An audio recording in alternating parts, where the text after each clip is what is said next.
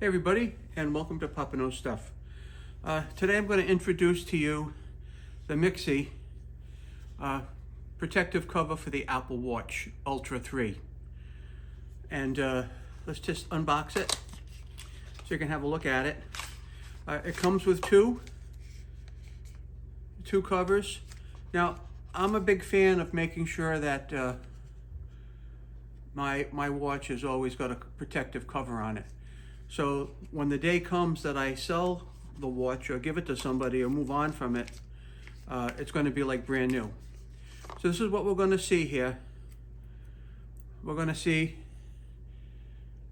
a protective cover for it in the finish style of the watch.